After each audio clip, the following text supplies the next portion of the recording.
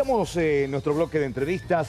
Le hemos invitado a la licenciada Natalia Torales, psicopedagoga, para hablar sobre un tema muy sensible, muy actual y tiene que ver con nuestros chicos, de cómo elegir el colegio, cómo afrontar esta situación a los más pequeños, cómo detectar ciertas circunstancias también que afectan a los niños. Licenciada, ¿cómo le va? Buen día. Bienvenida al programa. Bueno, gracias a ustedes por la confianza y estamos para hablar sobre eso, ¿verdad? Bueno, a ver, ¿cómo saber si mi hijo, dice la siguiente, la primera pregunta, debe ir a una escuela tradicional o necesita una escuela especial, dependiendo a su aprendizaje, a cómo está él, a su edad? ¿Cómo uno determina eso, licenciada?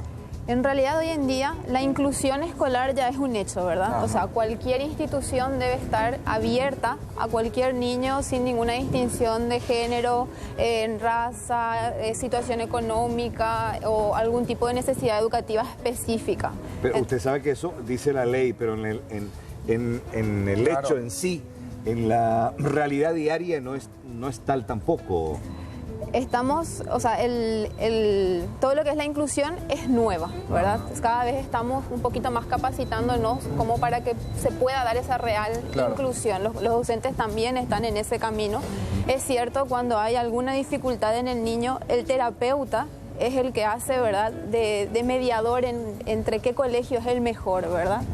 Pero en realidad toda aula debe estar abierta para cualquier niño. O sea que todos los colegios hoy día, las escuelas, están preparadas para recibir, por ejemplo, a niños con diferentes características. Por ejemplo, en el caso de un niño con hiperactividad y otro que es más tranquilo, más sosegado, ¿puede educar al mismo tiempo a ambas características? Esa es la idea, claro que sí. O sea que el tema es ver las necesidades educativas de cada niño y para eso están los ajustes. Existen los ajustes razonables que se hacen para esos niños. Si el niño es más hiperactivo, bueno, poder darle actividades durante la clase de movimiento como para que él pueda caminar, recrearse un poco y después volver a sentarse, ¿verdad? El tema es justamente tratar de ver esas diferencias y de aceptar esas diferencias en los niños. Pero, ¿cuáles son? Los padres, ¿qué deben de llevar en cuenta a la hora de determinar una institución para su hijo que va a arrancar el año escolar? Generalmente las ansiedades generan cuando va a empezar en un jardín, en un preescolar, esa primera vez. La ansiedad de ambas partes. De ambas partes, ¿verdad? Entonces, lo ideal sería, ¿verdad?, poder empezar ya a hablar con el chico sobre eso, ¿verdad?, sobre lo que es esa escolarización, si tiene hermanos mayores o primos que le hablen de esas experiencias positivas, sin atosigarlo ni tensionarlo, como para que él vaya preguntando. A la hora de elegir el mejor colegio, hay varias características que hay que tener en cuenta. Uno, la accesibilidad. En cuanto a la accesibilidad, no solamente es el horario o el tránsito, la distancia entre que queda mi hogar y la casa, sino que también, por ejemplo, si hay un niño con alguna discapacidad como silla de ruedas, ver si el colegio cuenta con esas infraestructuras como para poder tener en cuenta la accesibilidad de ese niño.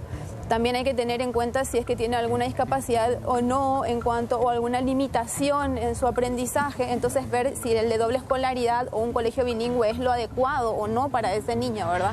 O sea, son varias características.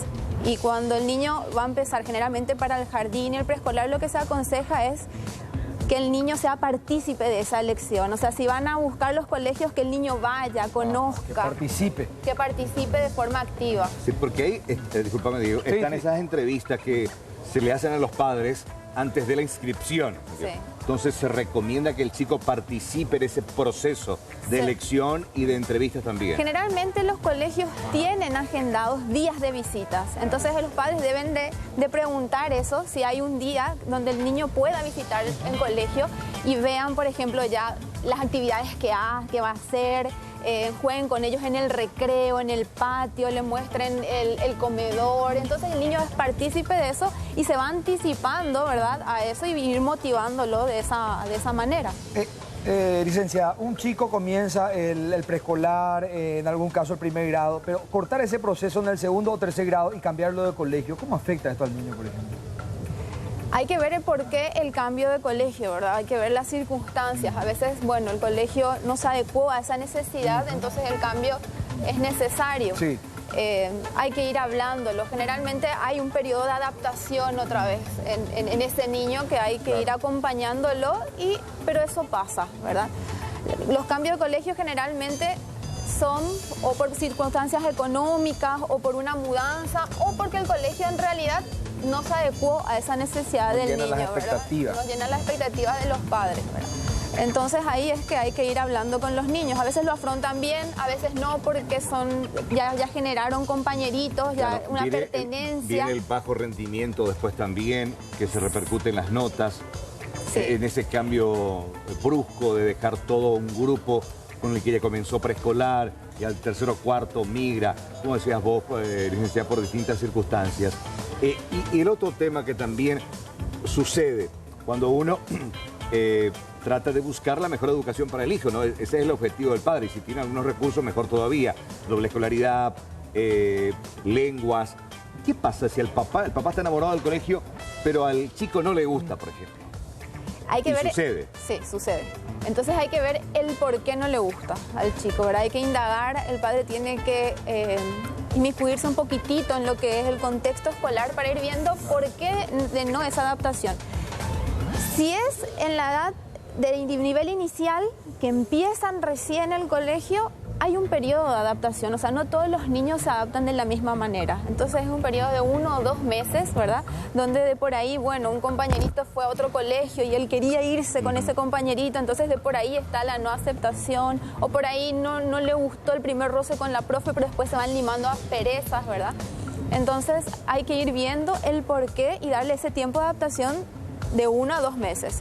Si de ahí no se adapta, sí hay que ir viendo con más, no sé si otras opciones, pero sí con ese equipo técnico del colegio a poder subsanar eso. Un apoyo. Después está el otro tema cuando el padre se enamora del colegio, pero el colegio no se adapta a las necesidades específicas del niño, ¿verdad? Por ejemplo, como vos decís, un niño que es hiperactivo, un niño que tiene dificultades para la lectoescritura y el colegio es bilingüe, a veces trilingüe, ¿verdad? Porque tienen alemán, inglés, claro. Y el papá está enamorado de ese colegio, pero la sobrecarga, la exigencia es demasiada, que el niño tiene doble escolaridad hasta las 3:30, después tiene psicopedagoga, fonoaudióloga, profesora particular, y el niño está estresado, ¿verdad? Entonces y tiene tropiezos. Y tienen más tropiezos. Licenciada, por ejemplo, si en una familia hay 3 pequeños, ¿es conveniente que los 3 vayan al mismo colegio o cada uno tiene que ir al colegio que responde a sus características? ¿Cómo lograr eso? No, lo ideal es que todos vayan a un mismo colegio, ¿verdad?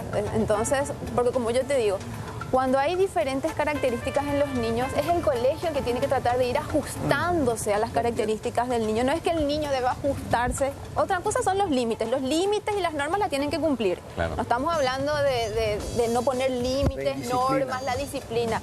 Pero sí en las características educativas de un niño, es ahí donde el colegio debe de adaptarse. Muchas veces me pasa, ¿verdad? Que bueno, son 3 hermanos y uno con alguna dificultad de aprendizaje. Entonces, el niño tiene que ser cambiado. ¿Y saben cuánto afecta eso al niño que tiene esa dificultad, ¿verdad? Y a los padres en tener que dividirse en 1000 para poder hacer eso, ¿verdad? Hoy está muy de moda el tema de la doble escolaridad, sentido, pero ¿hay un tiempo establecido de cantidad de horas que un niño debería de estar en una escuela? Tanto el de una escolaridad, o sea, el de turno mañana o de un solo turno y la doble escolaridad está bien, y la doble escolaridad está bien siempre y cuando la organización de las actividades sean las correctas. Claro, la distribución de las actividades. La distribución de las actividades, o sea, que las materias troncales sean de mañana y que a la tarde ya sean las más recreativas. Ajá. Hay veces que me toca ver a colegios donde matemática es después del almuerzo. Ah, no, nadie. Claro. Entonces, pero ahora yo creo que esto de la doble escolaridad ya es hace un tiempo, entonces las instituciones se están organizando también mejor, y siempre y cuando las actividades estén bien organizadas, es recomendable porque ya tienen deporte, y ofrecen natación, básquet, ¿verdad? Entonces ya tienen todas sus actividades también extracurriculares ahí. Bueno, licenciada Natalia Torales, muchísimas gracias por echar un poco de luz ante esta situación. Totalmente. Muy sensible para muchos que, bueno, primerizos, incluso padres que comienzan con esta actividad de enviar a los chicos al cole y no saben por dónde empezar. Y menos todavía no saber que es importante la participación del pequeño desde el vamos. Desde el vamos, así es. Gracias, licenciada.